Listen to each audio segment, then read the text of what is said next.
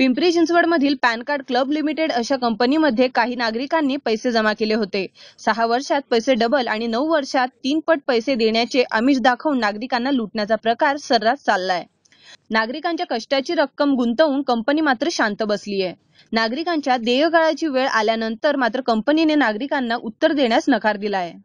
नागरिकांनी जमा केलेली रक्कम परत करण्यासाठी काही नागरिकांना चेक देण्यात आले होते, मात्र ते चेक सुद्धा बाउन्स झाल्याचं नागरिकांनी सांगितलंय। 7-8 चक्कर झाले माझे। एकदा पण त्यांचं ऑफिस एकदा होतं उघडं, म्हणे उद्या कागदपत्र घेऊन याचं बंद।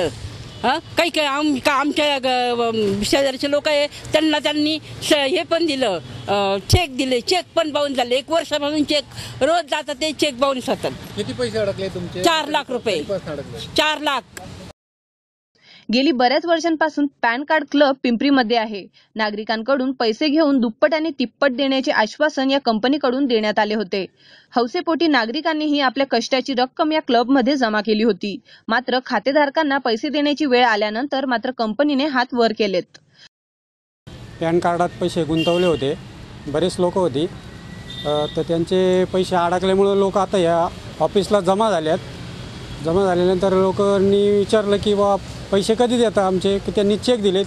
लोकांचे चेक बाउन्स झाले। चेक बाउन्स झाल्यानंतर इथं ऑफिसला आल्यानंतर त्यांनी परत म्हणले की चेक जमा करा, तुम्हाला लिखी पावती देतो। त्यांनी पावती दिली लिखी, चेक बाउन्स झालेले। ते म्हणले चेक जमा केले, चेक तुमचे पैसे बँकेत जमा होईल। चेक जमा केल्यानंतर पैसे तुमचे बँकेत जमा होईल। पासबुकाची झेरॉक्स द्या एक आणि तुमचे चेक द्या। आणि ते दिल्यापासून ते अजून 6 महिने आले, ते पैसे काही जमा झाले नाही बँकेत। कधीपासून या सगळ्यांचा पाठपुरावा करताय तुम्ही? यापुढची तुमचं काय? साधारणतः 2 वर्ष झाले हे पैसे, म्हणजे 5 वर्ष आले टाकलेले पैसे, त्याला अजून काही पैसे मिळाले नाही त्याचे।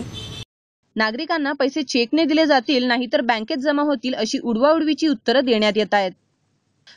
काही नागरिकांना पैसे डायरेक्ट अकाउंटमध्ये जमा होतील असे त्यांना फक्त साध्या कागदावर लिहून दिले आहे। कोणतीही अधिकृत माहिती या पॅन कार्ड क्लब कडून दिली जात नसल्याची तक्रार नागरिक करत आहेत। सगळ्यांनी आपण काहीतरी चौकीमध्ये जाऊन त्याला काय करूया, तर काही लोकांनी असे म्हटलेत की आम्ही तेही करून बसलेले, पण लोकांनी पोलिसांनी ते प्रतिसाद दिलेला नाहीये। तर अशा वेळी पब्लिकनी काय करावं?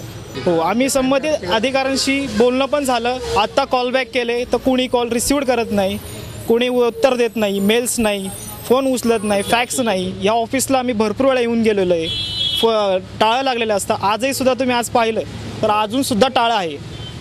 सर्वसामान्य मोठे वयस्कर लोक, ज्येष्ठ नागरिक हे लोक सकाळी 6 वाजल्यापासून इथे येऊन बसलेले आहेत। तर त्या नागरिकांनी काय करावे?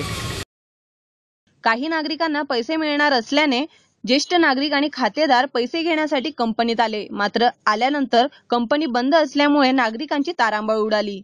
पैशांची आशा घेऊन उन्हात उभे असलेल्या महिला आणि ज्येष्ठ नागरिकांना गेली कित्येक महिन्यांपासून फक्त उडवाउडवीची उत्तरं दिली जात आहेत।